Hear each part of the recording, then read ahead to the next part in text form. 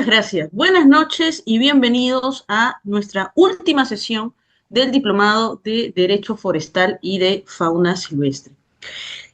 Este último tema trata de no solo resumir todo lo que ustedes han podido tratar a través del Diplomado en Derecho Forestal, sino transmitirles aquello que se viene realizando a nivel de Perú y del mercado internacional. ¿Cómo es que se ve el derecho forestal con una proyección a nivel de mercados internacionales, con exigencias asociadas, por ejemplo, a estándares de la OCDE o estándares de la propia Unión Europea, que aparecen como alternativas no solo para la prevención de infracciones administrativas o de delitos ambientales, sino que son en realidad una fuente de ingresos económicos y es de alguna manera la forma en la cual podemos transmitir la sostenibilidad como una estrategia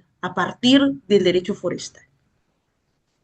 El derecho forestal como subrama del derecho ambiental, como una subcategoría, como una subespecialidad, ¿no? La importancia de haber llevado este diplomado es porque existen muy pocos cursos de especialización en derecho forestal porque existen al mismo tiempo muy pocos especialistas asociados a lo que es el derecho forestal, porque siempre se ha visto que lo forestal está asociado a una especialidad muy determinante, ¿no? Biología, ingeniería ambiental, entre otros. Sin embargo, a través del derecho forestal, sí que los componentes técnicos propios de la rigurosidad técnica que nos da el derecho forestal nos permiten plantear alternativas de solución. Esto a su vez significa una integralidad. En un mundo donde nos encontramos completamente hiperconectados, aparece, por ejemplo, la tecnología y la inteligencia artificial con la finalidad de acelerar los procesos y a su vez que estos procesos se conviertan como un sistema de blindaje con la finalidad de que ese blindaje no solo ayude a aquellas empresas que apuestan, por ejemplo, en cadenas de valor en tema de cacao o que quieran incursionar en los mercados de carbono o que quieran brindar una asesoría a aquellas empresas que se dedican, por ejemplo, a la industria maderera. Estos retos que forman parte de lo que hemos denominado estrategia, futuro y compliance son los que vamos a tratar el día de hoy.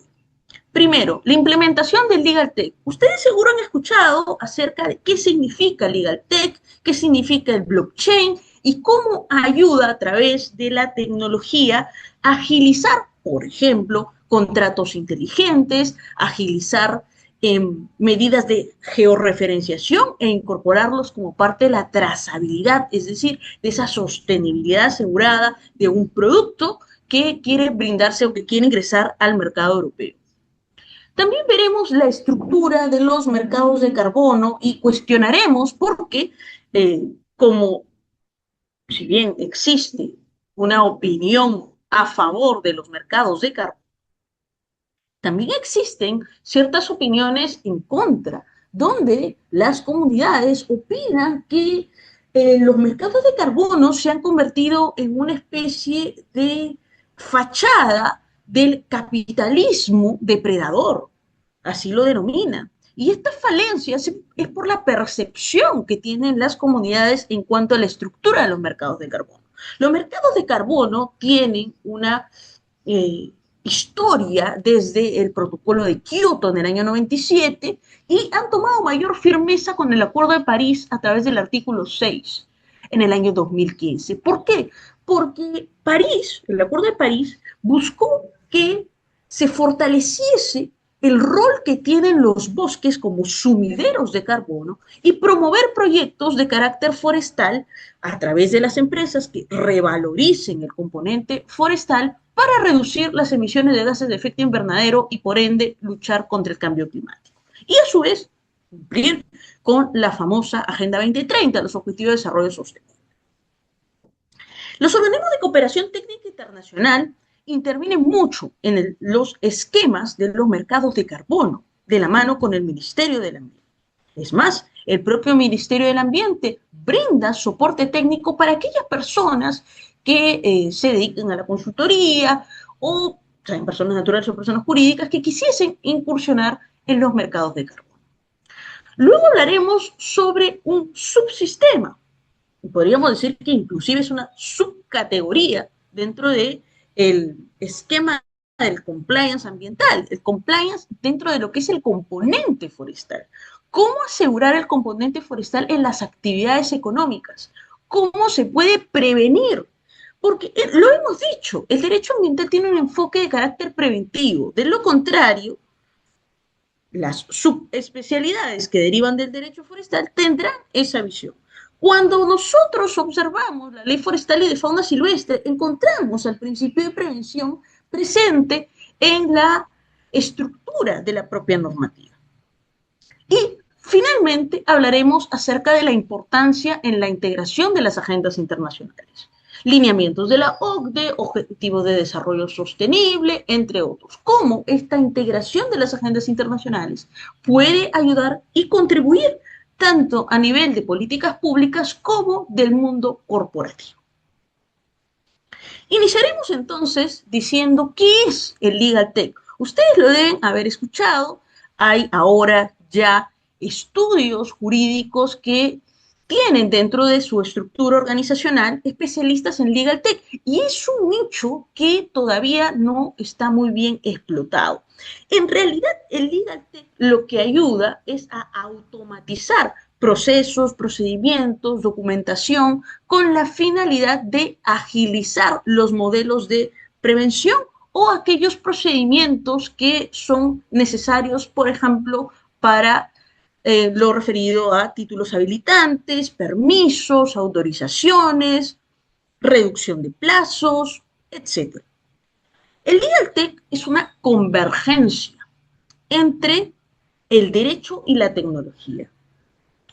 Aplicaciones desde Gemini, Cloud, entre otras, ¿no? Unas más asociadas ahora con el tema jurídico, o sea, aquellas aplicaciones que buscan agilizar la búsqueda de jurisprudencia, establecer algunos lineamientos básicos para establecer un reclamo, un recurso de apelación, un recurso de reconsideración a nivel de aquellos organismos sancionatorios, ¿no? En el marco del derecho ambiental. Nosotros, a nivel de la consultoría, estamos iniciando un proceso de convergencia del Legal Tech con la finalidad de realizar diagnósticos y matrices preventivas en empresas internacionales con inversiones en Perú desde el punto de la sostenibilidad ambiental. Ya hemos realizado aproximadamente el diagnóstico de 12 empresas con las que vamos a empezar un programa piloto donde la prevención sea el eje, pero al mismo tiempo este sistema de prevención desde el punto de vista de la sostenibilidad ambiental les ayude a generar una escalabilidad financiera, es decir, que puedan ingresar a otros mercados donde la trazabilidad, por ende la sostenibilidad ambiental, sea importante. No es lo mismo plantear estándares desde la norma peruana que tiene un baremo objetivo de cumplimiento que buscar incursionar en mercados como la Unión Europea o el mercado suizo.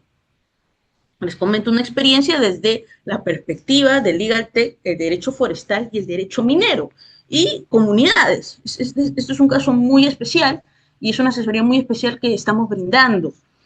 Nosotros nos contactó una empresa que se dedica a la pequeña minería y la minería artesanal en Colombia, ¿no? Es una empresa tipo MIPE y que busca ingresar al mercado suizo.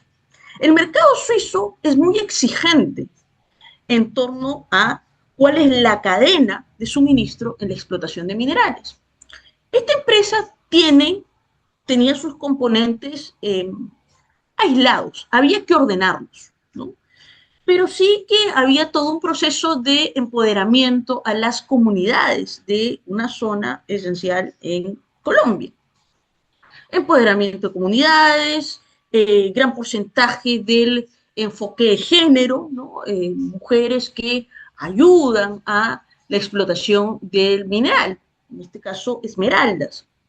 Pero había que empaquetar todo el proceso, por decirlo así, de trazabilidad. Cómo se extraía el mineral, quiénes eran los encargados, cuál era la pureza de ese mineral, qué guías se necesitaban, cuál es el proceso para poder ingresar al mercado suizo que exige estándares de sostenibilidad muy altos, ¿no? Por ejemplo, respeto a derechos humanos como un enfoque esencial, qué criterios ESG se están aplicando dentro del proceso de explotación del mineral, de transporte, distribución del mineral. Entonces, ¿qué pasa con esta empresa? Que tenía los componentes aislados, los hemos tratado de ordenar y ello, a su vez, parte de la contribución de lo que se extrae del mineral y de lo que ellos han podido obtener como ganancias, se reinvierte en la comunidad, ¿no? A través de procesos de restauración ecológica, ¿no? Procesos de reforestación, ¿no? Entonces, la idea en este caso en concreto, era no repetir los mismos criterios jurídicos, sino que tomar la norma y buscar qué lo de la norma le sirve a este proceso en especial, para que pueda cumplirse el objetivo. Porque claro, ellos ya tienen un mercado determinado dentro del propio Colombia, pero necesitan abrirse paso porque todas las empresas van a llegar a un punto en el cual su crecimiento entra en una fase de estancamiento y necesitan seguir creciendo. El gran problema viene cuando se quiere crecer reduciendo componentes esenciales, como es, por ejemplo, voy a despedir cierta cantidad de personal, voy a quedarme con tanta cantidad de personal, a la otra le voy a cambiar el régimen y lo que ocasiona son más bien contingencias. En este proceso había que automatizar, pero para automatizar en un proceso complejo puedes optar por emplear aplicaciones que te ayuden en esa sistematización. Cuando se hacen programas de compliance, muchas personas o especialistas toman de referencia los lineamientos de la OCDE, la debida diligencia, que ahora es un estándar exigible para el mercado de la Unión Europea, o las famosas normas ISO.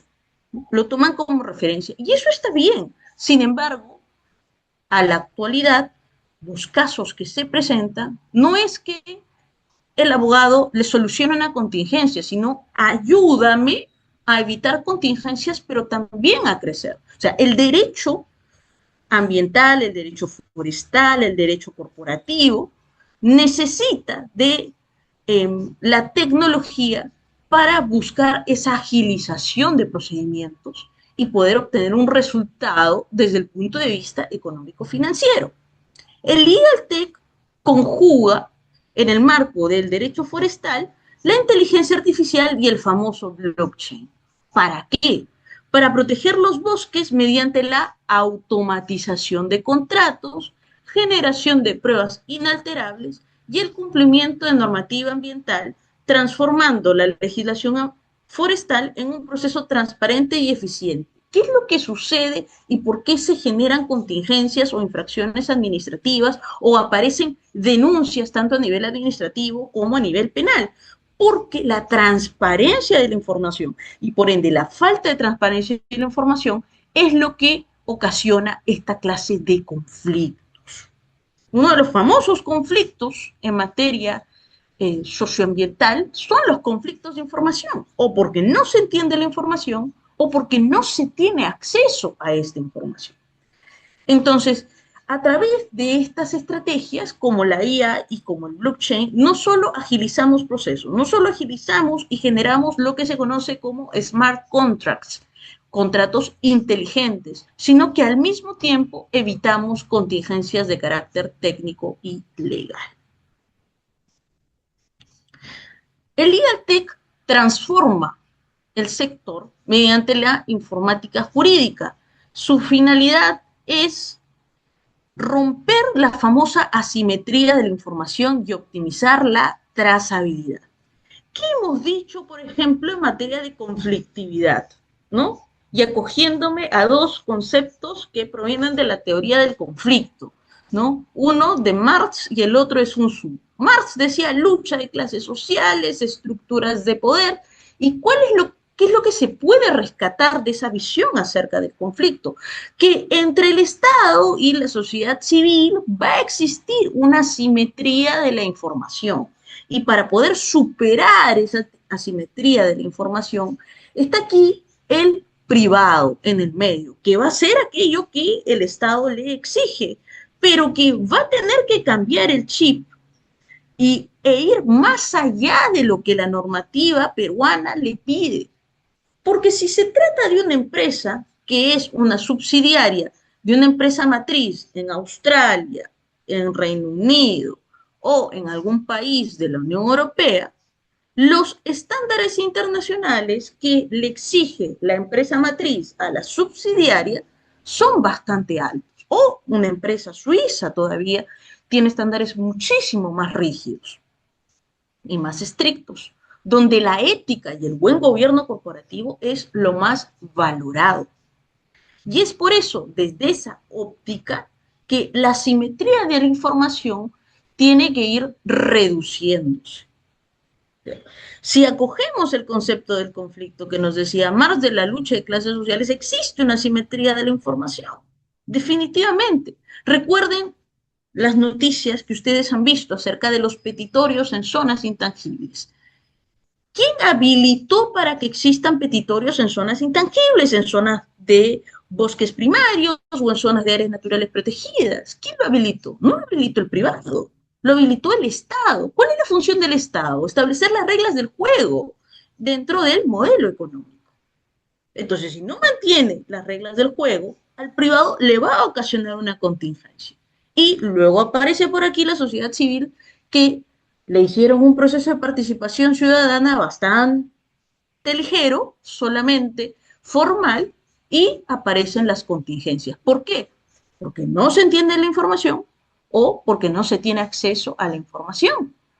Asimetría de la información. Y se genera un sesgo alimentado por una ideologización, porque cada uno hace lo estrictamente necesario. Voy al otro concepto que nos dice Sun Tzu acerca del conflicto. El conflicto son las dos caras de una misma moneda y el conflicto se convierte en una oportunidad. ¿Puede convertirse el conflicto en una oportunidad? Sí. Conflictos como el caso del Baguazo, como lo que se desencadenó a nivel de Conga o de Tía María, sobre todo en el caso de Tía María, le permitió a una empresa como la Sauder cambiar el chip y decir, por ejemplo, la licencia social nos asegura la licencia social para operar nos asegura una mejor relación a nivel de gobernanza ambiental, ¿no? Entonces, si nos asegura ello, voy a ir más allá de la norma. No es que me estoy guiando por una presión de los ciudadanos, no. Lo que estoy tratando de visualizar es ir más allá de la norma. Pero mi asesor me ha dicho, porque he estado en espacios de toma de decisiones donde se sientan y me dicen, pero mi asesor me ha dicho que la licencia social no existe, no está en la norma. Entonces hay que explicar que este concepto tiene una funcionalidad que se mide con indicadores, porque todo aquello que no se mide son buenas intenciones y carece de objetividad. Para reducir la simetría de la información, se establece esta clase de mecanismos asociados al legal tech. Como por ejemplo, la inteligencia artificial. ¿Cómo se puede emplear la inteligencia artificial? Nosotros vimos en materia de los delitos ambientales que existían formas de geolocalización que nos ayudaban a detectar en zonas de difícil acceso delitos ambientales, inclusive qué tipos de bosques eran deforestados y dónde se ubicaban esa clase de bosques.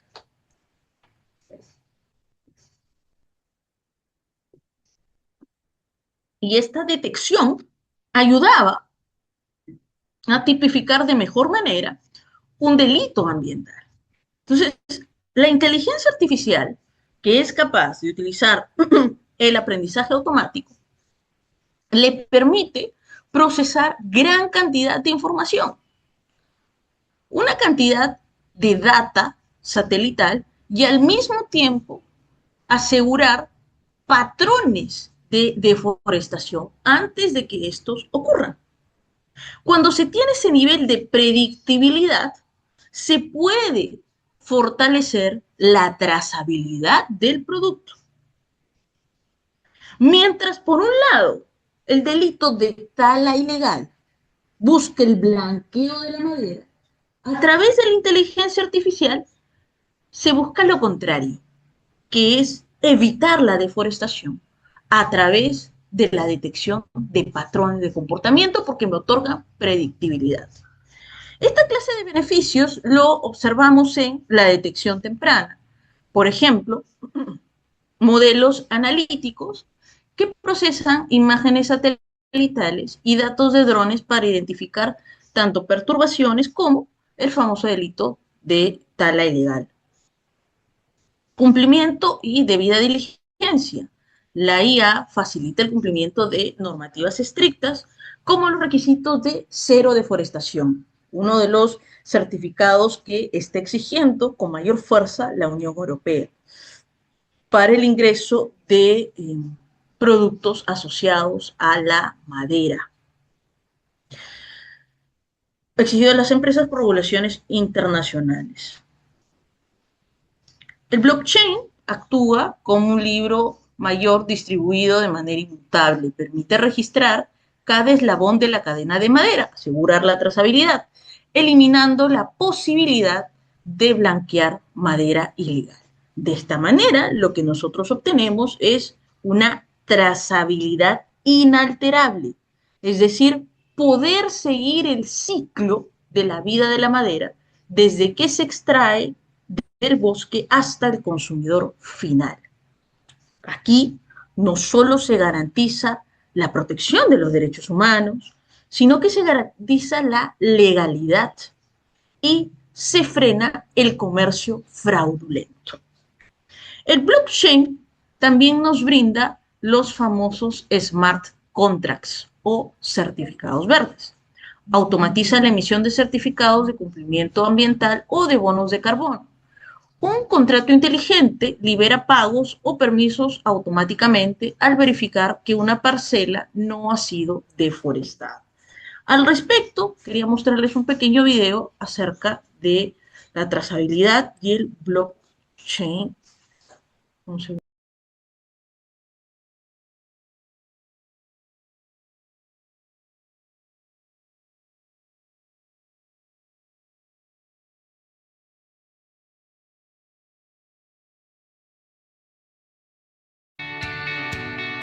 El grupo operativo de Chainwood trabaja en una herramienta que permitirá cumplir las exigencias de trazabilidad de la madera, unas exigencias que tienen como objetivo mejorar la eficiencia de la cadena de suministro, desde el propietario a la compañía transformadora y favorecer así todos los actores. Por ello, ha desarrollado una aplicación que, apoyándose en la tecnología blockchain, ayudará a tener un correcto control en todas las fases de recogida de la madera. Todo supervisado desde el centro de control web de Chainwood, donde los administradores podrán verificar a las empresas de silvicultura y transporte. Se podrán asignar servicios a los operarios, que posteriormente podrán visualizar desde la aplicación móvil. Desde la aplicación web, el propietario forestal puede gestionar sus parcelas y ofrecerlas a las empresas transformadoras, de manera que puedan ofertar por ellas. Una vez que acepta una de las ofertas, se crea un lote para que pueda ser trazado a través de todas las etapas. Todo ello con la seguridad criptográfica de blockchain. La tecnología blockchain permite el almacenamiento y la transmisión de información de forma transparente y segura. La inviolabilidad de la blockchain puede dar a la cadena de trazabilidad un valor aún más convincente. Los usuarios de la cadena no pueden alterarla. La herramienta Chainwood está desarrollada con las últimas tecnologías. Chainwood aportará valor desde los productores hasta las administraciones públicas pasando por todos los actores de la cadena de suministro. Cuando un operario se identifica en la aplicación móvil, ve un listado de servicios que debe realizar. Será responsabilidad del operario subir partes diarios. Chainwood es una aplicación para distintos tipos de usuario. El conductor del camión se dirige a la parcela indicada, carga la madera y la lleva a destino. En el momento de su recepción, crea un albarán donde refleja los datos de la parcela y la información queda registrada en la plataforma Chainwood como parte del proceso de trazabilidad.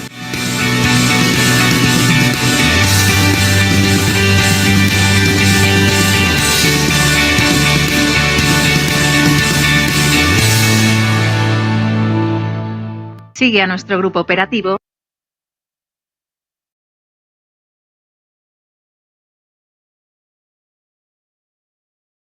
Ustedes han podido observar cómo a través de la tecnología blockchain se puede llevar un control acerca de la cadena de suministro de la madera. O sea, es el otro lado de la moneda. Nosotros hemos visto la cadena de ilegalidad de la tala. Y esta cadena de ilegalidad, que suele ir acompañada de visos de corrupción, es la manera de buscar en medio de la ilegalidad, de una cadena de suministro de ilegalidad, transportar productos maderables hacia destinos internacionales, transgrediendo la normativa. El blockchain busca mejorar la trazabilidad, busca que la cadena de suministro esté garantizada bajo un cumplimiento normativo. Si tú pretendes que tus productos asociados a productos maderables ingresen a un mercado internacional o puedas llegar a un contrato con alguna empresa internacional, van a exigir que implementes la trazabilidad. ¿Cómo puedes hacerlo? A través del blockchain. Algunos casos prácticos al respecto sobre la aplicación de la inteligencia artificial y el blockchain. La trazabilidad de la madera a través de mecanismos como BEXT 360 o FSC. El problema. ¿Cuál es uno de los principales problemas en el marco forestal? El fraude en los certificados de origen. ¿Por qué? Porque a través de ello se puede comercializar madera de tala ilegal como si ésta fuera de carácter sostenible. Plataformas como BEXT utilizan la IA para analizar la calidad y el tipo de madera mediante visión computacional en el punto de recolección. ¿Cómo podemos conectar esta estrategia desde la perspectiva de Legal Tech y el derecho forestal? Los datos se suben a una red blockchain como la que han visto en el video. Esto genera un pasaporte digital que vincula legalmente la madera con su origen georreferenciado, garantizado ante las aduanas y en cumplimiento del Reglamento de Deforestación de la Unión Europea, el famoso EUDR, que es lo que actualmente se está hablando a nivel de cadenas productivas sostenibles. Tanto hay muchos webinars y espacios como simposios y cumbres fomentadas tanto por el Ministerio del Ambiente como por el Ministerio de la Producción y el Ministerio de Desarrollo Agrario, ¿no? Ustedes les invito a que puedan revisar y van a encontrar esta clase de eventos que les puede servir como soporte y sobre todo como un nicho interesante de especialización. Contratos inteligentes para bonos de carbono. El problema, la medición de la reforestación suele ser lenta, costosa y propensa a la falsificación de data para cobrar bonos de carbono. Existe una aplicación, como lo es el Open Forest Protocol, que permite a las comunidades locales subir datos de sus bosques a través de una aplicación móvil. De esta manera, herramientas de IA y satélites validan la veracidad del crecimiento de los árboles. Una vez verificado, un contrato inteligente, emite automáticamente los créditos de carbono y transfiere los fondos de manera directa e irrevocable a los guardianes de los bosques sin intermediarios jurídicos tradicionales.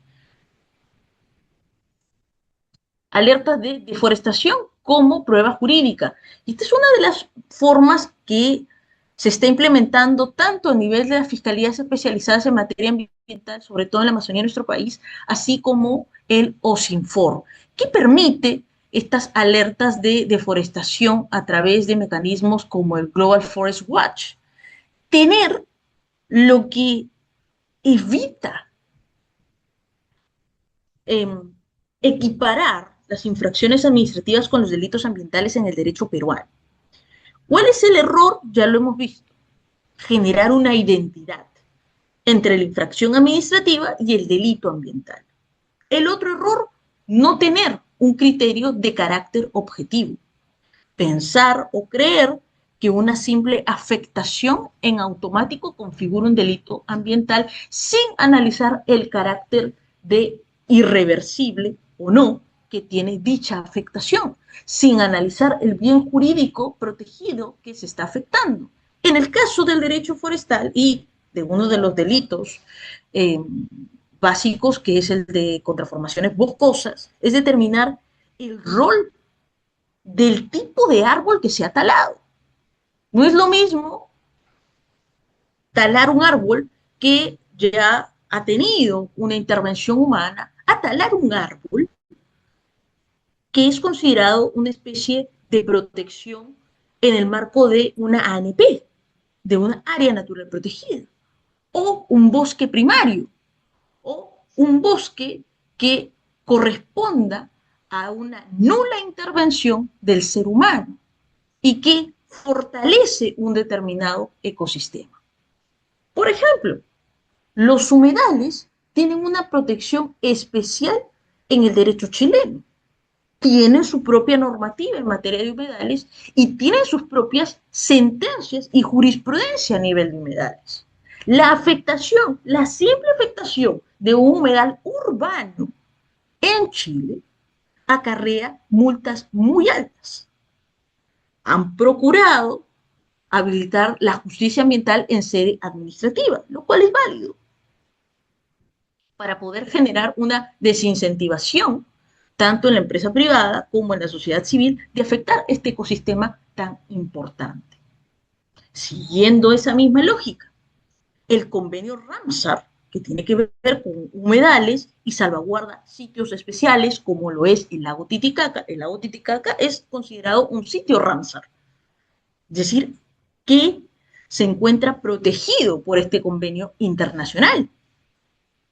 Entonces, si una salvaguarda especial debe tener un tratamiento especial. Por eso es que yo comprendo mucho cuando se emite una ordenanza del gobierno regional de Puno con la finalidad de generar una salvaguarda especial, porque se trata de un ecosistema especial. Y entonces el nivel de afectación es diferente. En todos estos casos que he mencionado, el criterio no puede ser subjetivo, sino todo lo contrario, tiene que ser un criterio objetivo. ¿Y cómo yo puedo utilizar un criterio objetivo? Sobre la base de una prueba objetiva que funja como pericia. Eso es lo que nos brindan las alertas de deforestación. Una pericia objetiva para saber el nivel y la gradualidad de ese daño que configure o no un delito ambiental. El problema: llevar a juicio a deforestadores ilegales en zonas remotas, como la Amazonía de nuestro país, que requiere pruebas físicas difíciles de obtener a tiempo. ¿Cuál es la solución? Plataformas como el Global Forest Watch, combinada con algoritmos de IA, detecta la pérdida de la cobertura forestal en tiempo real mediante imágenes satelitales de alta resolución. En Perú, en nuestro país, autoridades forestales como el OSINFOR y las fiscalías especializadas en materia ambiental procesan estas alertas automatizadas para convertirla en evidencia legal admitida en juicios. Volviendo al debate de la infracción administrativa y los delitos ambientales. Entonces, No me digan que el componente administrativo solo da ratio conoscendi, como lo mencionó un especialista en derecho penal, que es su postura, es una perspectiva desde el derecho penal. Yo prefiero ver el bosque y no solamente el árbol. Es el componente ambiental y en este caso el componente forestal analizado desde una perspectiva objetiva la que me brinda el soporte técnico para tipificar un delito y poder llevar a juicio a un desforestador ilegal. ¿Pero en qué me sostengo?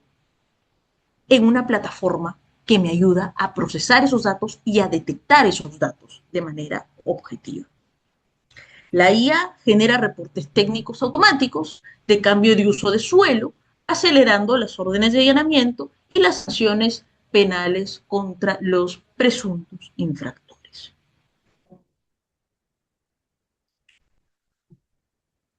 En esta diapositiva he buscado realizar una sistematización de cómo se puede llevar a cabo un contrato inteligente, ¿no? El flujo para un contrato inteligente. Diseño para automatizar el pago de incentivos por conservación o bonos de carbono mediante un smart contract. No soy muy especialista dentro de lo que son contratos inteligentes, estoy entrando en este rubro porque la sostenibilidad y por ende el desarrollo sostenible va avanzando de forma acelerada, ¿no? Nosotros observamos las normativas ambientales que actualmente están cambiando, pero no cambian porque hay una visión desde el Ministerio del Ambiente, del desarrollo sostenible. Sí, eso es en parte, sino que existen exigencias a nivel internacional. No se olviden que estamos en un mundo interconectado. No se olviden de los desafíos geopolíticos que tiene nuestro país. Y por eso esas exigencias internacionales son las que terminan empujando a los operadores políticos para que se desarrollen normativas donde se facilite el componente ambiental. Esta facilitación y dispersión normativa que tenemos dentro del derecho ambiental necesita agilizarse. Y se necesitan contratos que sean inteligentes, que tengan cláusulas, por ejemplo, que vayan en contra del tema de la deforestación o que aseguren la trazabilidad de la cadena de la madera. Por ejemplo, la primera fase es la tokenización de la propiedad. Segundo, monitoreo con inteligencia artificial. Tercero, la validación. Y cuarto, la ejecución. ¿Cómo se desarrolla cada uno de estos flujos? Paso 1, tokenización de la propiedad.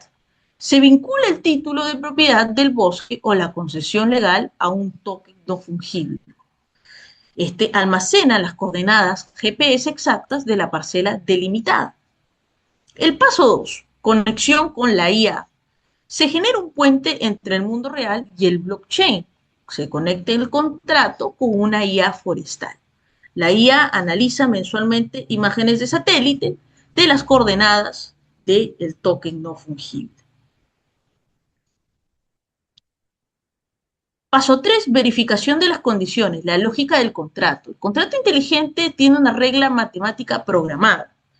Yo no estoy haciendo ahorita al 100% el legal tech en materia forestal, no al 100%, pero sí lo estoy empleando en un trabajo que estamos desarrollando en materia de RAE, residuos de aparatos eléctricos y electrónicos, donde hemos logrado matematizar y evidenciar la brecha en cuanto a la falta de aprovechamiento de los RAE en generar una nueva actividad económica denominada minería urbana. Hemos evidenciado el sesgo que existe tanto a nivel del Ministerio del Ambiente como del OEFA.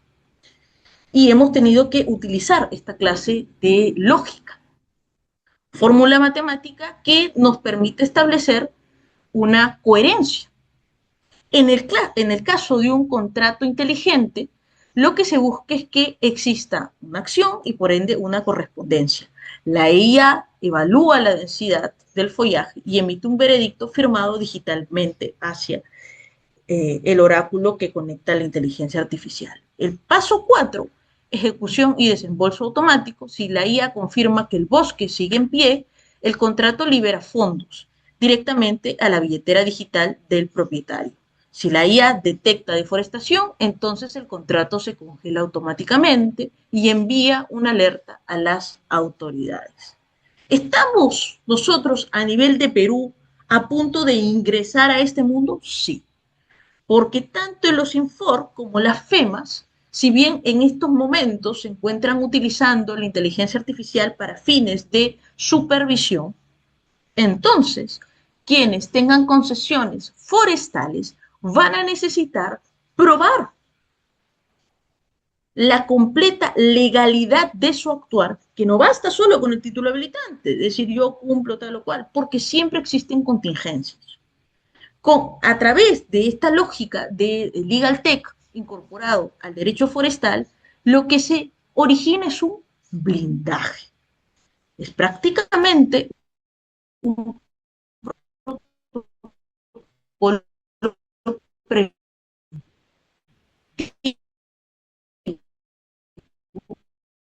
autoridades administrativas y autoridades en sede penal. ¿Cuáles son las barreras legales que se han presentado alrededor del mundo acerca de las pruebas satelitales con inteligencia artificial?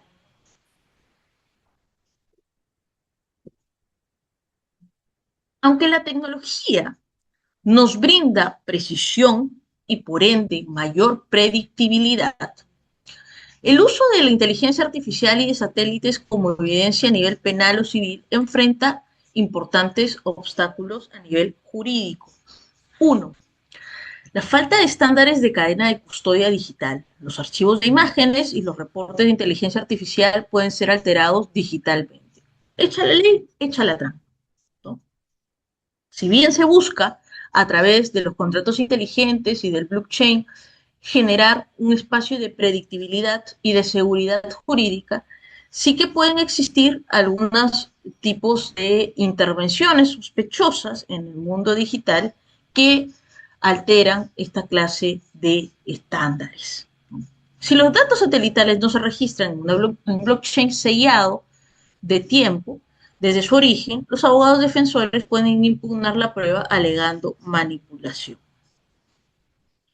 El problema de la black box. Los jueces exigen entender cómo se llegó a una conclusión para garantizar el derecho de defensa. Porque, ojo, nuestro sistema a nivel judicial recién está migrando a la oralidad, en algunos casos, a nivel civil, a nivel del derecho laboral, tiene muy poco tiempo desde que se implementó la oralidad en estos procesos. Eh, y tuvo que suceder la pandemia para que se observara nuevamente la importancia de la virtualidad, de las mesas de parte, de los expedientes judiciales electrónicos, de los recursos que se tienen que presentar, de las supervisiones en gabinete. Se tuvo que mirar a la tecnología. Pero en un sistema que a estas alturas todavía sigue bastante resistente a usar la tecnología, pero que la misma realidad lo va a llevar a usar, tiene esta contingencia. Pueden existir modelos de aprendizaje de IA que suelen ser opacos y no explican el proceso lógico exacto para determinar que una mancha gris en el satélite está legal y no una caída natural de árboles. Claro, porque detecta la afectación, pero ahí es donde empieza el deslinde para determinar la responsabilidad, ¿no? Y esto va a ser muy difícil a nivel de nuestro Poder Judicial porque nosotros no tenemos del todo una justicia ambiental especializada. Juzgados especializados en materia ambiental hay, pero pocos, ¿no? Y que estos a su vez tengan operadores, tanto a nivel en sede judicial como en sede penal, que conozcan a fondo la importancia del derecho ambiental y la transversalización del derecho ambiental con las otras áreas, con las otras disciplinas. Admisibilidad y soberanía de los datos. Los satélites suelen pertenecer a empresas privadas, extranjeras o agencias internacionales. Algunos códigos procesales exigen que los peritajes sean realizados exclusivamente por peritos oficiales inscritos, como es el caso peruano, invalidando los reportes automáticos de plataformas externas. Falta de marcos regulatorios específicos. La mayoría de países carece de leyes procesales que regulen la evidencia algorítmica. Nosotros recién acabamos de tener una ley referida a inteligencia artificial y la aplicación de la inteligencia artificial en la gestión pública, y hace un par de años apareció la tendencia del compliance con mayor fuerza en el tema de lavado de activos, pero nos falta normativa, o más que faltarnos normativa, nos falta integrar normativa, porque la legislación es bastante dispersa en el derecho ambiental. Dentro del marco del derecho forestal tenemos la ley forestal de fauna silvestre, las directivas a nivel de OSINFOR y a nivel del SARFOR, ¿no? Por ahí reglamentos por parte del MIDAGRI que tienen una repercusión en el componente forestal, pero en general se requiere un proceso de integración normativa. La jurisprudencia. No existe jurisprudencia clara, la aceptación de la prueba queda a total discreción y nivel de conocimiento tecnológico del juez a cargo. En el contexto peruano, la convergencia entre la tecnología forestal y los marcos regulatorios sí está avanzando a nivel de la protección urgente que requiere la Amazonía. Uno de ellos es la inteligencia artificial empleada por el OSINFOR. El OSINFOR lidera el uso de la IA aplicada al cumplimiento de la ley forestal y de fauna silvestre. Por ejemplo, a través del algoritmo ADTOP. Este modelo de IA cruza imágenes satelitales con modelos predictivos. Puede detectar la tala selectiva de baja intensidad cuando cortan árboles específicos sin desforestar toda un área, con una precisión superior al 90%. Esto ha permitido reducir los procesamientos técnicos de fiscalización de 23 días a 4 días. El proyecto Arbor, el OSINFOR en colaboración con la Universidad de Sheffield implementó Arbor.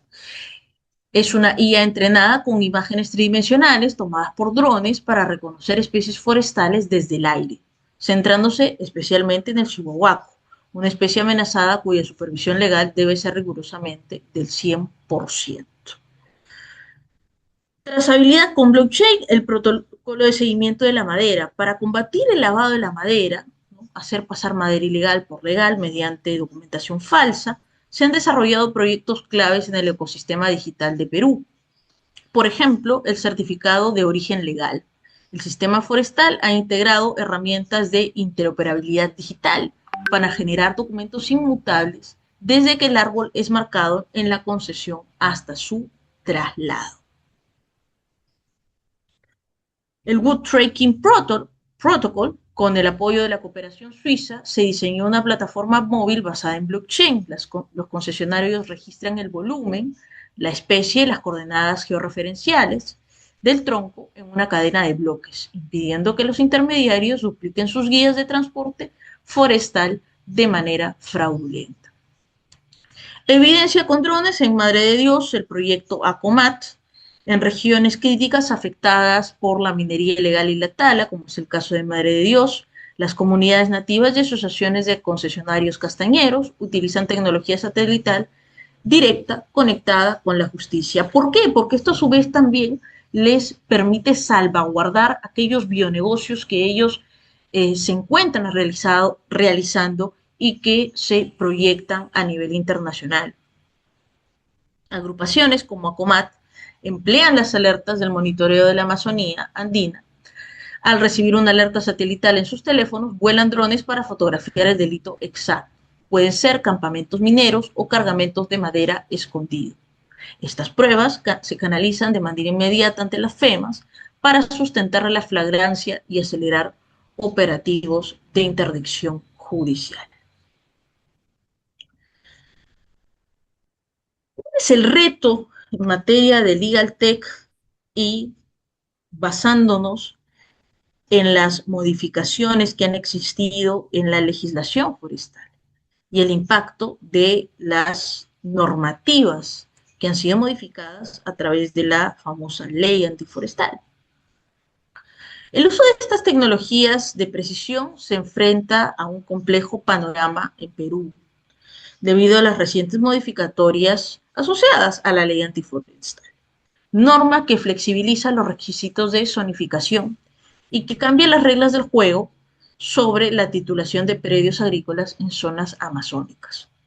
Para desarrolladores de proyectos de LegalTech y créditos de carbono, esto significa un reto mayor, ya que la IA y el blockchain deben configurarse de manera cuidadosa para discernir entre la deforestación ilegal sancionable y aquella que haya recibido amnistías de facto producto de la ley antiforestal, garantizando que los bonos de carbono sigan siendo válidos ante mercados internacionales exigentes como el reglamento europeo.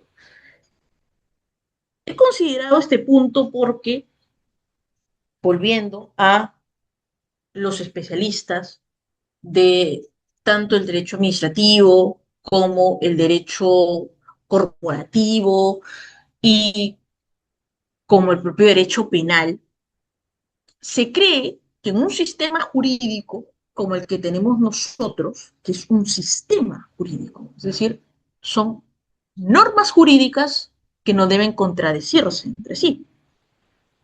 Una norma infraconstitucional, como la ley antiforestal, no puede contradecir lo que la Constitución me establece. Si la Constitución me dice en el artículo 69, desarrollo sostenible de la Amazonía con una legislación adecuada, yo no puedo colocar una norma que va en contra del desarrollo sostenible de la Amazonía. Y ha pasado por un proceso de acción de inconstitucionalidad. Pero eso son parte de las divergencias que existen en nuestro sistema jurídico. Una norma que modifica la naturaleza de la zonificación y que abre la puerta al incumplimiento de derechos comunitarios, de falta de titulación de propiedad comunal, de falta de consideración a los conocimientos ancestrales y aparta al ente técnico que antes tenía una opinión técnico vinculante, como es el caso del Ministerio del Ambiente, entonces se genera una especie de contradicción, lo que nosotros denominamos antinomias jurídicas. Esta contradicción nos lleva a tener repercusiones de carácter económico, financiero, legal, social. Es por ello que no se puede decir que el derecho penal, el derecho administrativo, el derecho ambiental y el derecho corporativo no se pueden juntar, porque sí se van a unir. Y este es el punto de inflexión. La ley antiforestal genera repercusiones, porque si yo quiero implementar el LegalTech a través de la IA y del blockchain, ¿qué voy a conseguir? Porque estoy teniendo un cuello de botella con el tema de la deforestación. Se va a empezar a reducir el mercado de productos que ingresen hacia la Unión Europea, donde se exige esta trazabilidad. Porque como tengo una norma que está generando un manto de ilegalidad, esa ilegalidad termina afectando a aquellos pequeños productores. Entonces tiene una afectación a nivel corporativo, pequeño a nivel de MIPES, tiene una afectación a nivel penal, porque esa deforestación ya está avalada, tiene una amnistía automática. Va a haber una repercusión a nivel del derecho administrativo sancionador, porque no se va a considerar como una infracción administrativa.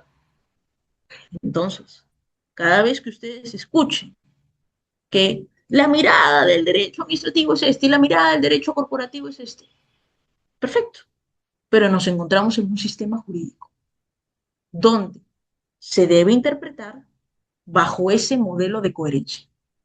Es difícil salirse de la zona de confort porque cada uno de nosotros tiene una especialidad, Pero esas especializaciones, cuando te enfrentas a esta clase de retos, son las que tienen que integrarse para poder encontrar soluciones con esa visión mucho más amplia.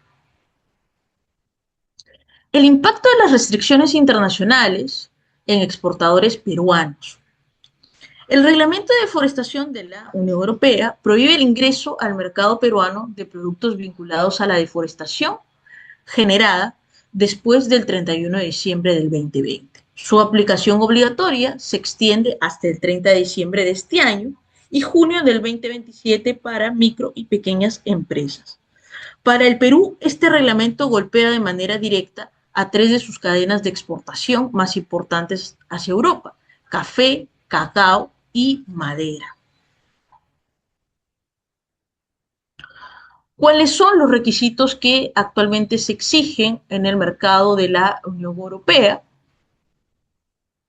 para ingresar al mercado de la Unión Europea? Geolocalización obligatoria, parcelas mapeadas con GPS o polígonos si superan las 4 hectáreas. Evidencia de legalidad local, la famosa debida diligencia. Cumplir leyes de suelo, leyes laborales, enfoque de derechos humanos y la normatividad forestal. Declaración de cumplimiento, registrar cada lote en la plataforma digital europea. ¿Cómo afecta y transforma el panorama exportador peruano? De vender productos a vender datos. Trazabilidad digital de los productos a nivel forestal, ¿no? Pasamos de vender productos a vender predictibilidad, a vender de manera objetiva, vender datos. Los importadores europeos ya no solo compran la calidad del café o la calidad del cacao peruano, sino que exigen trazabilidad completa como requisito de compra obligatoria, porque si no, el lote de café y de cacao lo regresan y perdiste automáticamente. Desde el punto de vista económico, perdiste tu inversión. Un contenedor puede ser rechazado y retenido en puertos como Rotterdam o Hamburgo si le falta un solo dato de geolocalización o tiene un polígono mal estructurado. Y aquí entramos a tallar a un punto que es una característica del derecho ambiental y por ende, en este caso específico, del derecho forestal: la interdisciplinariedad. Cuando se realiza este tipo de asesorías, que son asesorías integrales, que implican un nivel de riesgo alto para la empresa, se necesitan diferentes especialistas. No existe una fórmula mágica para resolver estas contingencias. Necesitas abogados, necesitas ingenieros, ¿no? Especialistas en temas de derecho aduanero, personas que manejen el contexto de la debida diligencia, el due diligence, como estándar, el estándar de debida diligencia en la Unión Europea, entre otros. Entonces, no se trata, cuando hablamos de sostenibilidad, de buenas intenciones, sino que se trata de que esas buenas intenciones tienen un coste de carácter económico financiero, tienen una consecuencia económico financiera, que puede ser positiva porque le genera una escalabilidad a la empresa, o puede ser de carácter negativo frente al rechazo del producto. La brecha de la pequeña agricultura. Grandes cooperativas y medianas empresas ya están alineando sus sistemas tecnológicos y realizan envíos piloto exitosos hacia compradores en Alemania, Italia o Bélgica. Debo decir que uno de los mercados que está abriendo sus puertas dentro del contexto internacional, y si bien no está dentro de la Unión Europea, tiene sus propios estándares internacionales, pero es un nicho muy interesante, es el de Reino Unido. Reino Unido tiene graves problemas en la trazabilidad de productos orgánicos que vienen de la India. Entonces se abre una posibilidad interesante para los productos peruanos de poder ingresar a ese mercado con mayor fuerza. Sobre todo aquellos productos asociados a plantas medicinales. Sin embargo, la gran preocupación recae en los pequeños productores individuales de la selva central y norte. La falta de infraestructura de georreferenciación pública dificulta que miles de pequeños agricultores demuestren el origen formal de sus parcelas, arriesgándose a quedar excluidos de la cadena de suministro internacional. El riesgo país y auditorías. Al estar clasificados temporalmente con un nivel de riesgo estándar, el 3% de los embarques peruanos estará sujeto a rigurosas auditorías aleatorias por las aduanas europeas. Esto obliga a las agencias estatales como Promperú y Midagri a acelerar de forma masiva los talleres de debida diligencia y el empadronamiento digital agrícola. Nuevamente les doy un dato, si están dentro del mundo del cacao o del café.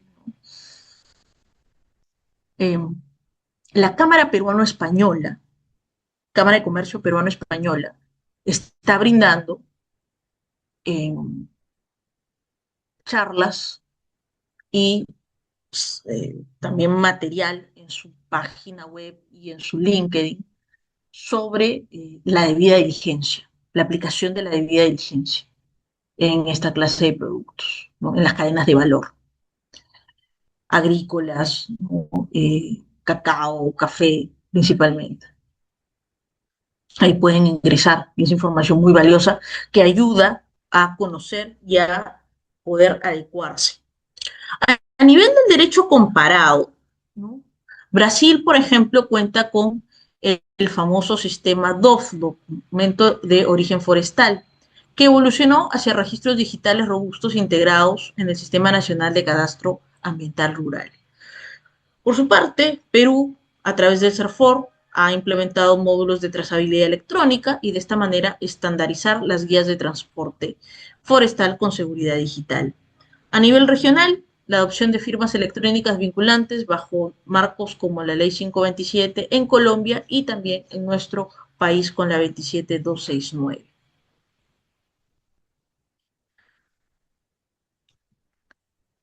He elaborado un pequeño checklist de lo que solicitarían a un producto que tenga un componente de carácter forestal en la Unión Europea. ¿Qué es lo que exigen? ¿No? Son 4 acápites principales. Datos de geolocalización, datos de geolocalización y parcelas. Coordenadas GPS de precisión, ¿no? Polígonos digitales obligatorios que delimite el perímetro si la finca supera las 4 hectáreas. Fecha de deforestación cero, evidencia satelital verificable, ¿no? Esto es un requisito que se ha dado a partir de diciembre del 2020. Legalidad de la producción. Es aquí donde entramos a tallar los abogados. Derechos de uso de tierra, título en SUNAR o contrato de concesión forestal vigente. Cumplimiento ambiental local, constancia de no afectación a áreas naturales protegidas emitido por el CERNAM o los gobiernos regionales. Derechos de terceros y comunidades, certificado de respeto a territorios comunales, sean comunidades nativas o campesinas. Cumplimiento laboral y social, evidencia de contratación formal. Cumplimiento tributario y aduanero, guías de remisión electrónica que validen la ruta trazable hasta el aeropuerto. Documentación para el sistema europeo, código de declaración de debida diligencia, número de registro obtenido en la plataforma oficial de la UE, la Unión Europea, evaluación de riesgo país, informe técnico de mitigación de riesgo frente a mezclas con lotes informales. Garantía de segregación, protocolo logístico de transporte y almacenamiento en contenedores sellados. Bien, este es un pequeño checklist que yo elaboré y que sirve como una guía para lo que requiere el mercado de la Unión Europea en materia de productos forestales. Ahora bien, pasemos a lo que se denomina mercados de carbono. ¿De dónde nacen los mercados de carbono? Si bien su primera referencia suele ser el artículo 6 del Acuerdo de París, yo mencioné que el protocolo de Kioto inició todo lo que eran los mercados de carbono a través de los MDL, Mecanismo de Desarrollo Limpio. Con el Acuerdo de París en el año 2015 y con un fuerte compromiso de la lucha contra el cambio climático, el Acuerdo de París se convierte en un hito que va de la mano con los famosos Objetivos de Desarrollo Sostenible, los ODS. Dentro de los ODS, el ODS número 15 es el que tiene conexión directa con la protección de los bosques. Pero esto no significa que el ODS 15 no se pueda conectar con otros ODS como el relativo a la acción climática, ¿no? Que tendría mayor coherencia con lo que significan los mercados de carbono. Bajo el artículo 6, los países pueden cooperar mediante resultados de mitigación transferidos internacionalmente. La teoría económica sugiere que poner un precio al carbono es una forma de internalizar las externalidades negativas de las emisiones. El enfoque forestal se centra en la reducción de emisiones por deforestación y degradación. ¿Cuál es la base jurídica internacional? En esencia, el artículo 6 del Acuerdo de París permite la cooperación voluntaria entre países para alcanzar sus metas de reducción de emisiones, las famosas contribuciones nacionales determinadas. El 6.2 versa sobre enfoques cooperativos, el 6.4 sobre mecanismos centrales y el 6.8 no precisamente de mercados de carbono. La ecuación fundamental es la siguiente: el mercado de carbono se basa en una unidad de medida universal. Un crédito es igual a una tonelada de CO2 evitada, ¿no? De dióxido de carbono evitado. ¿Cuáles son las críticas que se realizan a los mercados de carbono? Para las comunidades, los mercados de carbono significan un colonialismo del carbono, un sistema colonialista, un sistema capitalista, que se capitaliza la depredación, inclusive. Percepción de apropiación de tierras bajo el pretexto de la conservación, distribución injusta, beneficios económicos que no llegan a las bases territoriales, incoherencia técnica, proyectos que no detienen la deforestación de manera real, sino que fungen como si lo hicieran y son meros paliativos. Falta de consulta previa, libre e informada. El contexto de los mercados de carbono presenta dos ecosistemas paralelos. El mercado regulado, que es impulsado por las leyes gubernamentales, obligatorio, mientras que el voluntario es impulsado por compromisos corporativos de sostenibilidad.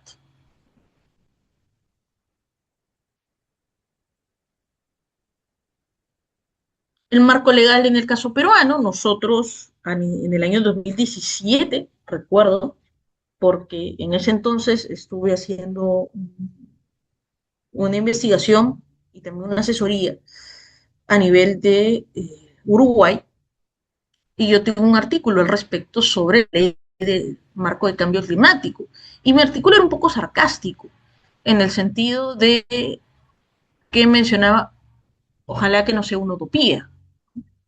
¿Por qué? Porque cuando se emite la ley marco de cambio climático, ¿no?, donde se resalta el rol de los bosques, en esencia, el rol de las comunidades, y nos llenamos de todos los principios que existen dentro del derecho ambiental y dentro de lo que ahora se denomina como el derecho climático, mi escepticismo iba por decir, ojalá que la ley marco de cambio climático no sea una ilusión, no sea una utopía, ¿no?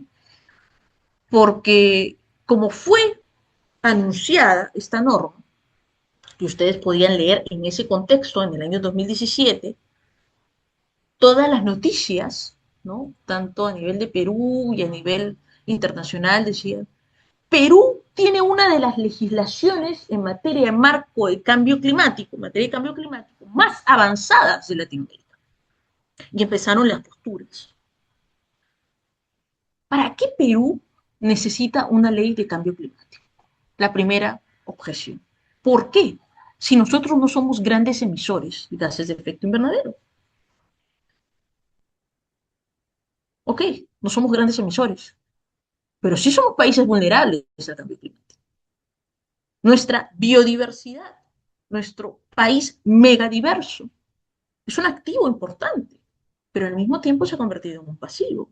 Porque en la lucha contra el cambio climático, la alteración de los componentes ambientales, la alteración de las propias temperaturas y de los ecosistemas producto de la depredación por economías ilegales o por la desidia, desinterés del ser humano, ha originado esta inestabilidad en un país que tiene gran potencial en la naturaleza. Entonces, no somos grandes emisores, pero sí somos países vulnerables al cambio climático. La segunda objeción, ¿acaso Perú, a través de la ley de cambio climático, lo que está buscando es seguir una agenda globalista y por ende estar en contra de la soberanía del territorio? Un cuestionamiento en la ley de cambio climático. Yo lo vi como una opción, como una oportunidad real de lucha contra el cambio climático. Una forma de aterrizar aquellos compromisos que se asumieron en el año 2015 en el Acuerdo de París. En el año 2014, si ustedes recordarán, la COP20 se hizo en Perú. Yo estuve en esa COP, pero dentro del rubro de transición energética, de energías renovables. Fue establecer la hoja de ruta para lo que sería el Acuerdo de París en el año 2015. Y se suponía que este Acuerdo de París iba a generar una especie de acuerdo internacional vinculante, sobre todo para aquellos países que son grandes emisores. Porque en el cambio climático hay una suerte de justicia, de mala justicia distributiva. Porque la afectación la reciben unos, pero quienes ocasionaron esos daños fueron otros. Existe una asimetría. Esa asimetría de la información que hablamos, aquí existe una asimetría en cuanto a las emisiones. Entonces, para poder resolver esa asimetría, es que aparecen los mercados de carbono en el artículo 6 y necesita una norma que aterrice la norma sobre cambio climático y su reglamento.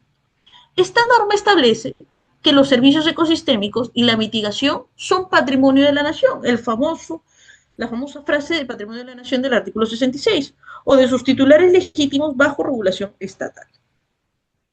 Establece, dentro de la Ley Marco de Cambio Climático, el famoso RENAMI, Registro Nacional de Medidas de Mitigación. Esta es una plataforma obligatoria para registrar proyectos de carbono en Perú, garantizando que no haya doble conteo de reducciones. Entonces, para cumplir con estos compromisos a nivel de cambio climático, para poder facilitar el artículo 6 del Acuerdo de París en el que nosotros somos partes, y con la finalidad de resolver esa asimetría de las emisiones, es que se crea el famoso RENAMI. La legislación peruana prioriza la gestión forestal y las energías limpias como parte de la lucha contra el cambio climático.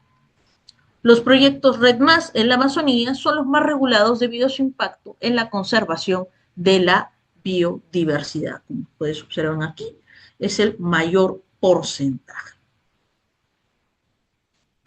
¿Cuál es la arquitectura del RENAMI, del Registro Nacional de Medidas de Mitigación? ¿No?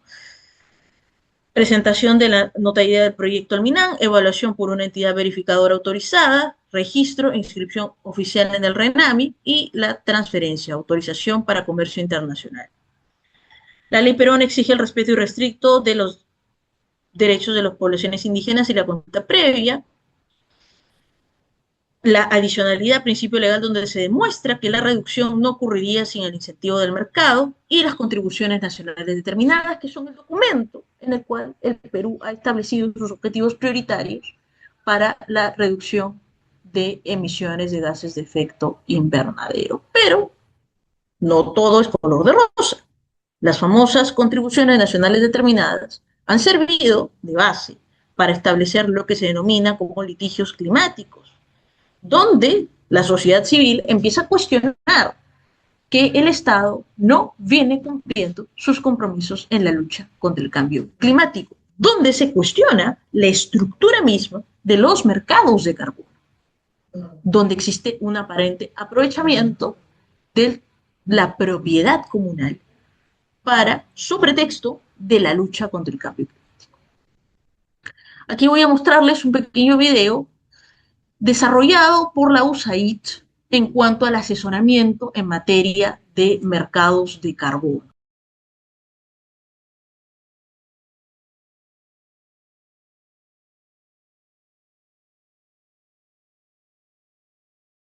De carbono.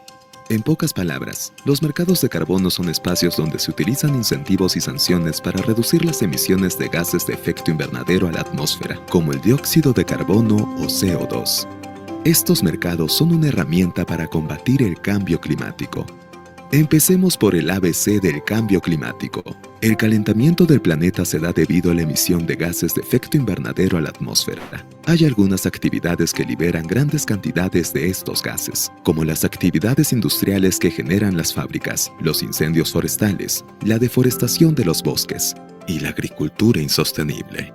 Todo esto contribuye a que aumente la temperatura en el mundo. Aquí tenemos de grandes aliados a los bosques. Los árboles absorben este CO2 y ayudan a equilibrar las emisiones. Es por ello que, si detenemos la deforestación en la Amazonía, se garantizará que los árboles puedan seguir realizando su labor fundamental de absorber el CO2 y así ayudar a frenar el cambio climático. En un mercado de carbono, cada tonelada de CO2 que se emite o se elimina de la atmósfera tiene un valor monetario, representado por un crédito de carbono. Las fábricas, grandes industrias y otras entidades que emiten cantidades significativas de gases de efecto invernadero pueden compensar o equilibrar su contaminación.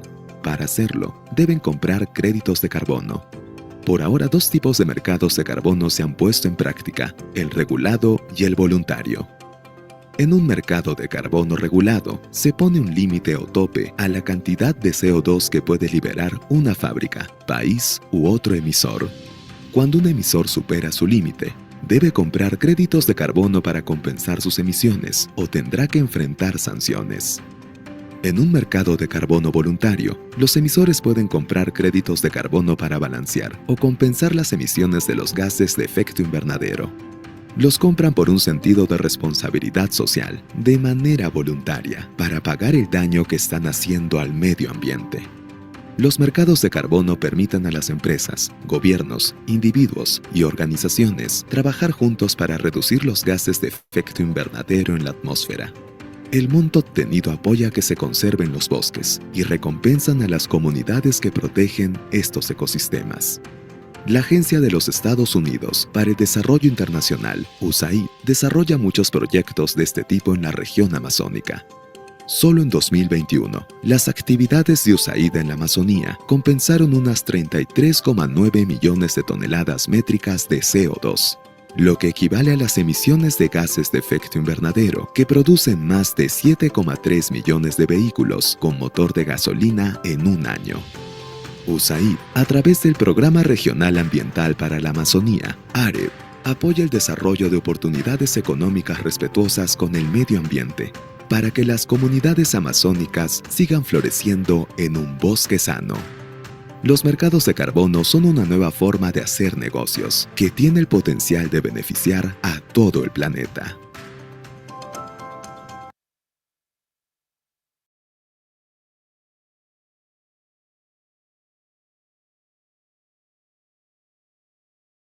Interesante lo que nos plantea a modo de lecciones la USAID en torno a los mercados de carbono. Hay opiniones a favor y en contra acerca del diseño de los mercados de carbono.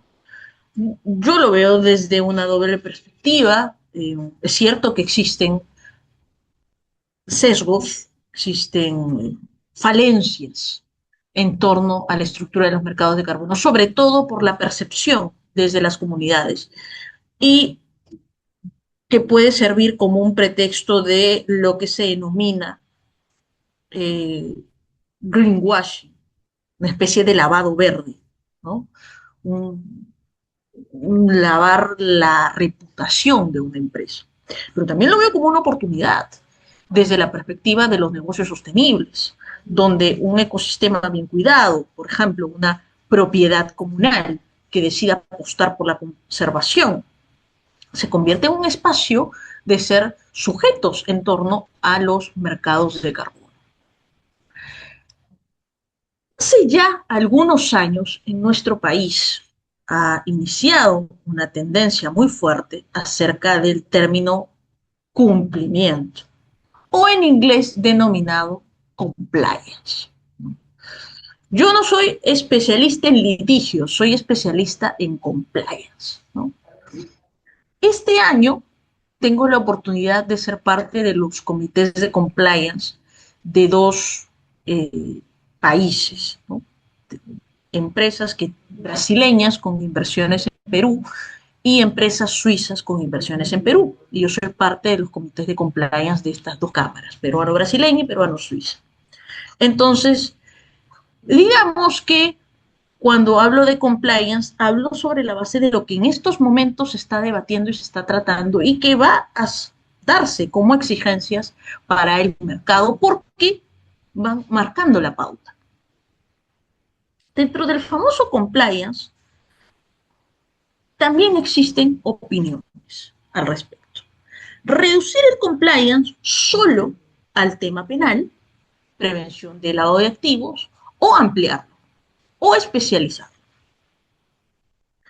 Hay discusión acerca de si el oficial de cumplimiento, que ustedes deben haber observado ahora, existen una serie de convocatorias para oficiales de cumplimiento, tanto a nivel de empresas como a nivel de estudios jurídicos, donde se necesitan especialistas en oficiales de cumplimiento.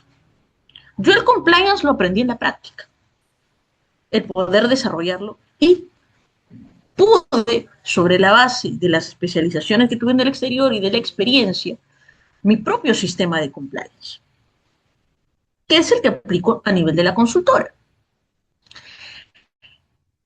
Entonces, los especialistas en compliance dicen, yo solo me rijo a las obligaciones ambientales, ¿no? Soy un especialista en compliance aplicado al tema ambiental. O soy un especialista en compliance y solo veo tema penal, prevención en lo que es lavado de activos. U otros tratan de equiparar el compliance con los sistemas de gestión ambiental integrados, como lo son los ISO, ¿no? Los famosos modelos de integridad, los famosos modelos de ISO 14001, ISOs aplicados a temas de circularidad, entre otros. Pues bien, hay discusión acerca de si el oficial de cumplimiento tiene que estar dentro de una empresa o fuera de ella, o a nivel del directorio, o del lado de la responsabilidad social ambiental. Hay debate al respecto. Yo les puedo decir que el oficial de cumplimiento es ideal que esté en el medio, que pueda tener injerencia en el directorio, así como en las otras oficinas, porque los sistemas de cumplimiento son integrales. Y este es el punto de inflexión en cuanto a la perspectiva del cumplimiento. Exige una integralidad. Dentro del compliance ambiental tenemos una subcategoría, que es el compliance aplicado al sector forestal. Todavía está ingresando en nuestro país. Ello ha venido con mayor fuerza desde el año 2021 en adelante. ¿Por qué? Por las exigencias del mercado internacional. Podemos decir entonces que el compliance forestal es un sistema de gestión integral, diseñado para garantizar que todas las actividades de una organización, desde la extracción y transformación de la madera hasta su comercialización y exportación, se realicen en estricto cumplimiento del ordenamiento jurídico nacional, Ley Forestal y de Fauna Silvestre, Ley General del Ambiente y las directivas que correspondan, y los estándares internacionales como los lineamientos de la OCDE. El compliance forestal es una exigencia para el ingreso al mercado internacional a través de operaciones verificables, ¿no? Por ejemplo, el mercado de la Unión Europea a través de la geolocalización verificable, mecanismos como el FSC, cadena de custodia auditable, la gestión forestal con evidencia, ¿no? A través de la auditoría, PFC, entre otros. ¿Cuál es la importancia estratégica de esta clase de sistemas de cumplimiento? La implementación del compliance forestal trasciende el mero cumplimiento legal formal. Primer punto que voy a decir en esta sesión. Cuidado cuando aparezcan especialistas en el derecho que les digan que el cumplimiento son una matriz de obligaciones. Eso es un componente en el marco de la prevención. El compliance es un blindaje preventivo de carácter integral. Y en el punto del compliance forestal es, en buena cuenta, un diseño de carácter integral para garantizar la trazabilidad desde la extracción hasta la exportación de la madera. Al mismo tiempo podemos decir que es una inversión de carácter estratégico. ¿Por qué? Porque a través de un sistema de compliance se puede eximir de responsabilidad penal. En el contexto peruano existe la ley 3424, ¿no? Que exige establecer modelos de prevención con la finalidad de poder garantizar que las empresas no estén involucradas en delitos, sean de cualquier índole, relacionados con minería ilegal, lavado de activos, narcotráfico, entre otros. Los propios delitos forestales. No solo brinda este blindaje a nivel penal, sino que permite ingresar a mercados internacionales, es decir, genera competitividad. Normativas globales que exigen una debida diligencia de carácter riguroso. Sin un programa de compliance, las empresas peruanas quedan excluidas de los mercados más exigentes. Gestión de riesgos y sostenibilidad permite a la empresa anticiparse a riesgos ambientales y operativos. ¿Qué les dicen a ustedes en el marco de un proceso de fiscalización ambiental? ¿No? Dentro del rubro de la supervisión ambiental, porque la fiscalización ambiental es un macroproceso y vamos a tener diferentes acciones allí. La supervisión ambiental, una de ellas. ¿Cómo actúo ante una supervisión ambiental? In situ voy a tratar de encontrar algún paliativo. ¿Cuál es la perspectiva del compliance? Anticiparse a riesgos. Tengo una emergencia ambiental. No sé qué hacer en ese momento.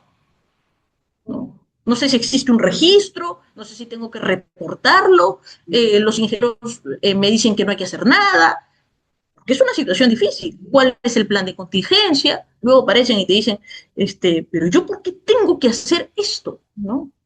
El dueño de la empresa, ¿por qué tengo que hacer esto si esto no me exige la norma? Porque estamos buscando anticipar riesgos. La licencia social para operar es una forma de anticipar riesgos. ¿Qué riesgos anticipa ahí? Conflictividad socioambiental. Porque un atisbo de conflicto socioambiental puede paralizar una actividad económica no un día, sino meses. Tía María es un claro ejemplo. Conga es un claro ejemplo. ¿Para qué sirve entonces el compliance? Para gestionar el riesgo a nivel ambiental, a nivel económico, a nivel operativo. Gestiono riesgos. O sea, el oficial de cumplimiento es un gestor de riesgos. Se anticipa. ¿Y cuál es la esencia del derecho ambiental? La prevención. Entonces, el compliance es el claro ejemplo de la prevención, de la aplicación del principio de prevención, del principio mismo de internalización de costos, porque estoy internalizando los costos antes de que suceda el daño. Esa es la forma de poder interpretar lo que es el compliance.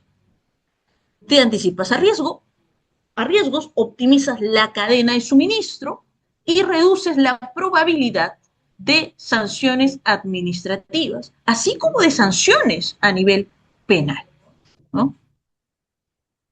Reputación e integridad. Yo les mencionaba que una de las asesorías que nosotros brindamos tiene que ver con el acceso a financiamiento. Entonces, una empresa que tiene un blindaje de este tipo, que es un blindaje de cumplimiento, de compliance, le permite fortalecer sus indicadores ambientales. ¿Ustedes por qué creen que existe el famoso greenwashing que he mencionado? El famoso lavado verde. ¿Cuál fue uno de los escándalos más terribles en la industria automotriz? El escándalo de la empresa Volkswagen. ¿Qué hizo Volkswagen? Dijo que reducía emisiones de gases de efecto invernadero. Mintió en sus reportes de sostenibilidad. ¿Y eso qué implicó? Una debacle en su reputación. Y cerrarse las puertas al acceso a financiamiento de carácter sostenible. Entonces, el compliance nos ayuda a mejorar la reputación y la integridad. Se fortalecen indicadores ambientales, sociales y de gobernanza, los famosos criterios ESG, y se mejora la relación con comunidades nativas, inversores y organismos de financiamiento internacional. Entonces, el compliance no solo es una gestión de riesgos de carácter ambiental, de carácter operativo, no solo te ayuda a evitar multas, ¿no? Infracciones administrativas, sino que te permite escalar financieramente. Entonces ya hablamos de capital. Los criterios ESG migran de la sostenibilidad creída por muchos años como algo lejano, como una corrección, ¿no? La contaminación es una corrección del modelo económico, hay que corregirlo, es una externalidad. No, ahora ya no se ve así. Ahora se busca que la empresa sea sostenible para tener acceso a dinero, a financiamiento. Entre más sostenible es una empresa, mayores oportunidades tiene de escalar financieramente. Digitalización y eficiencia. Al integrar herramientas de trazabilidad como la que mencioné de LegalTech, el compliance permite una gestión más eficiente de los recursos y una mayor transparencia en la cadena de custodia, evitando el blanqueo de la madera de origen desconocido. Esta es la estructura de un modelo de prevención de una parte del compliance forestal orientado al tema de prevención de delitos y por ende de gestión de riesgos a nivel de delitos forestales, ¿no? Compromiso ético, tener un oficial de cumplimiento, debida diligencia, interiorizar lineamientos de OCDE, identificación de riesgos, auditoría de proveedores. ¿Mis proveedores también deben tener criterios ESG? Sí, es una parte del modelo de integridad, ¿no? de la gestión del compliance. LegalTech, ¿no? Implementación de la trazabilidad, canal ético, gestión de denuncias, por ejemplo, que se tenga un canal de denuncias para poder anticiparte a los riesgos. No es lo mismo que se genere un canal de denuncias, que se interponga una denuncia o una queja de un ciudadano a través del canal de denuncias de la empresa que lo haga a través de una autoridad administrativa. Muchas de las supervisiones ambientales tienen que ver con denuncias generadas por terceros. Revisen ustedes el portal, el PIFA de la OEF, donde se puede observar las supervisiones ambientales. ¿Cuál es uno de los principales indicadores? Denuncia de terceros. Si yo logro que las denuncias se canalicen a través de mi empresa, por mi propio protocolo, entonces estoy mitigando riesgos. Hagamos un pequeño comparativo, ¿no? El modelo de control que tiene Brasil y la profesionalización hacia la que apunta el caso peruano, ¿no? En Brasil existe un modelo de control, un registro obligatorio georreferenciado de las propiedades, ejecución centralizada de políticas de fiscalización y su propio código forestal. En el caso peruano, sí que existe un enfoque más orientado al tema sancionatorio y el desafío es la migración de un sistema correctivo a uno de carácter preventivo, desde el punto de vista del compliance. Consecuencias. El compliance forestal es la única barrera real frente a la responsabilidad penal ambiental, uno de los tipos de responsabilidad que se cubren a través del compliance. Tanto en Brasil como en Perú, la falta de debida diligencia en la cadena de custodia de la madera puede resultar en penas privativas de la libertad. En el marco de los delitos ambientales, la negligencia en la acreditación del origen legal no solo acarrea multas administrativas, sino que activa en automático los tipos penales y genera un riesgo a nivel reputacional y legal crítico para las inversiones binacionales. Caso Perú-Brasil. Integración de agendas internacionales, y voy terminando. La gestión forestal moderna ha evolucionado hacia una industria de extracción, meramente un enfoque de economía lineal, hacia uno de carácter circular.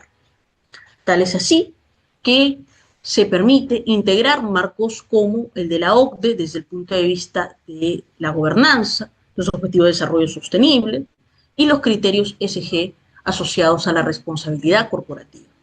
Las organizaciones a la actualidad no solo aseguran la salud de los ecosistemas, sino que buscan desbloquear a través de la incorporación de las agendas internacionales nuevas fronteras de capital financiero y de legitimidad social. Aquí podemos observar, aplicando criterios de la OCDE, cómo se puede medir el cumplimiento de trazabilidad y legalidad de la madera. Cumplimiento de trazabilidad, transparencia en los datos, legalidad, participación social. Las regiones con mayor cumplimiento de guías de la OCDE muestran una reducción del 40% en riesgos operativos. Por su parte, el impacto de los ODS de la Agenda 2030 nos otorga un mayor esfuerzo dentro del entorno forestal enfocado en el ODS número 15, vida terrestre, y en el de acción climática. La restauración activa contribuye directamente al 65% de las metas de biodiversidad global. La inversión responsable en activos forestales correlaciona la mitigación de riesgos ambientales con el valor a largo plazo. Los activos con alta calificación ambiental atraen capital institucional con tasas preferenciales. Entonces, la matriz de capital ESG lo que nos ayuda es a obtener mayor financiamiento. La cadena de valor forestal sostenible, manejo a través de certificaciones o la incorporación de estándares de la OCDE, el monitoreo a través de auditorías ESG y los reportes de sostenibilidad, y el mercado, es decir, el acceso a capital verde y a bonos ODS o también denominados bonos ESG. Yo les agradezco su atención el día de hoy. Hemos buscado realizar una sesión con la finalidad de trascender el mero conocimiento del derecho forestal peruano y más bien incorporarlo desde la perspectiva de que el derecho forestal también nos ayuda bajo la óptica económico-financiera, de viabilidad económico-financiera, y nos ayuda desde la perspectiva de la ética ambiental. Les agradezco nuevamente cualquier tipo de información que ustedes deseen. Me pueden encontrar en el LinkedIn con mi nombre como Kathleen Segarra Delgado. Ha sido un gusto acompañarlos en estas sesiones del Diplomado de Derecho Forestal y de Fauna Sostenible, Fauna Silvestre. Ya nos encontraremos en otra oportunidad. Muchas gracias y buenas noches.